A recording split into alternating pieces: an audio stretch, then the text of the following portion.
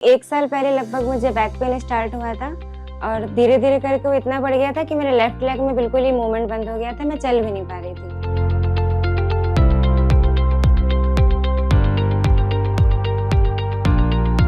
मेरा नाम पूजा श्रीवास्तव है, मैं कानपुर की रहने वाली हूँ। एक्चुअली 1 साल पहले लगभग मुझे बैक पेन स्टार्ट हुआ था और धीरे धीरे करके वो इतना बढ़ गया था कि मेरे लेफ्ट लेग में बिल्कुल ही मूवमेंट बंद हो गया था, मैं चल भी नहीं पा रही थी।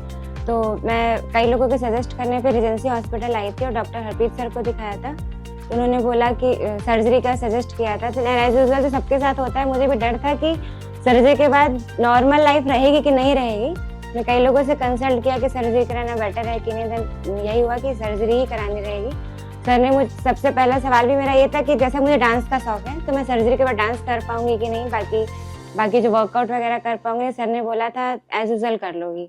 देन सर्जरी नेक्स्ट डे मेरी सर्जरी हो गई थी 10 अप्रैल को, और उसके बाद नेक्स्ट डे से मेरा मूवमेंट भी स्टार्ट हो गया था। मैं खुद से चल के, सर ने चलवाया था, मैं खुद से वॉशरूम भी गई थी एंड विद इन 15 डेज बिना सपोर्ट के चलने लग गई थी। और आज लगभग 8-9 महीने हो गए, मैं सारे काम खुद से कर लेती हूँ। नॉर्मल लाइफ अप्रॉक्स नॉर्मल ही है, सारे काम खुद करती हूँ, सारे कुछ नॉर्मल ही है। अपना डांस भी कर लेती हूँ, अपने वर्कआउट भी करती हूँ और कुछ भी ऐसा इशू नहीं है। मैं आज बात करना चाहता हूँ हमारी एक पेशेंट पूजा श्रीवास्तव जी के बारे में, जो कि हमारे पास आई थी अप्रैल 2025 में।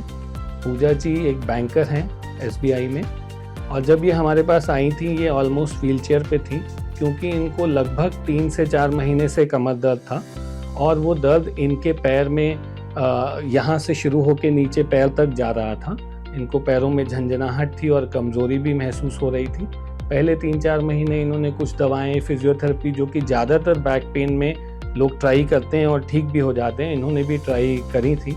बट जिस वक्त तक ये हमारे पास आई तब तक इनका पैर का दर्द असहनीय हो चुका था और ये अपने काम पे नहीं जा पा रही थी, खड़ी नहीं हो पा रही थी, कुछ भी नहीं कर पा रही थी। उस समय हम लोगों ने डिसाइड किया इनकी सारी जांचें देख के कि इनको स्पाइन में फ्यूज़न सर्जरी की ज़रूरत है।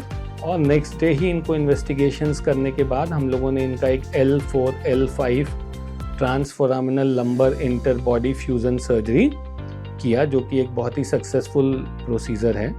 और जैसा कि पूजा जी अपने एक्सपीरियंस में शेयर करेंगी कि ये नॉर्मली सर्जरी के बाद ज़्यादातर पेशेंट नेक्स्ट डे बैठने लगते हैं और उसके नेक्स्ट डे हम लोग उनको वार्ड में चलवा देते हैं। वो टॉयलेट तक खुद से उठ के आने जाने लगते हैं।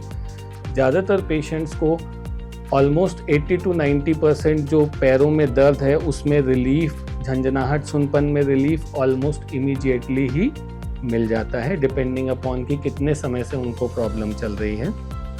और 2 दिन में ये डिस्चार्ज हो जाते हैं और घर चले जाते हैं। घर में ये चल फिर सकते हैं, अपने सारे काम धीरे धीरे स्टार्ट कर सकते हैं जैसे जैसे पेन कम होता जाए। और आज ये हमारे पास फॉलोअप के लिए आई हैं लगभग 8 महीने के बाद, और मैं इनको देख के बहुत खुश हूँ।